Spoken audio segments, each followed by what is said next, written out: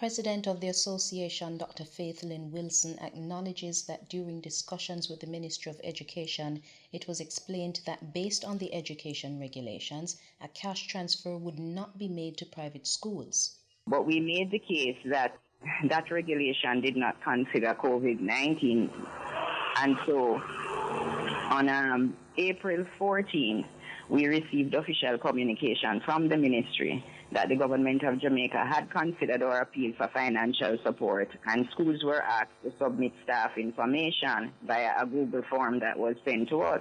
So the deadline was short, but we submitted that data.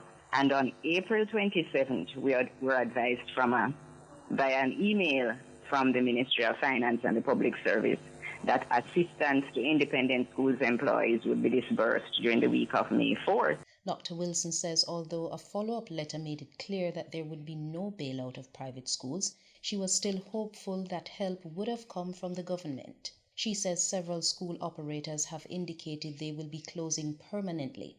Dr. Wilson says this will be devastating for the displaced students and could be costly for the country. The opposition spokesman on education warned failure to provide some cash support for private schools could result in closure of some of our schools, and that would displace thousands of children.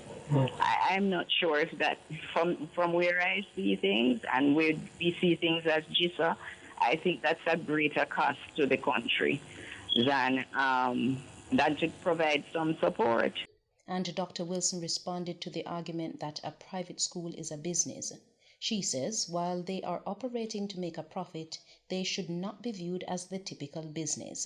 I know that private schools are private businesses, but I've already spoken more than once to the fact that there are special arrangements in terms of how private schools are formed and how private schools operate.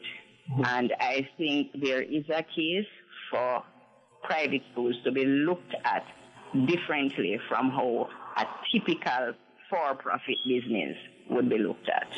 She was speaking today on the morning agenda on Power 106. Sasha Lee Hamilton, Frontline News.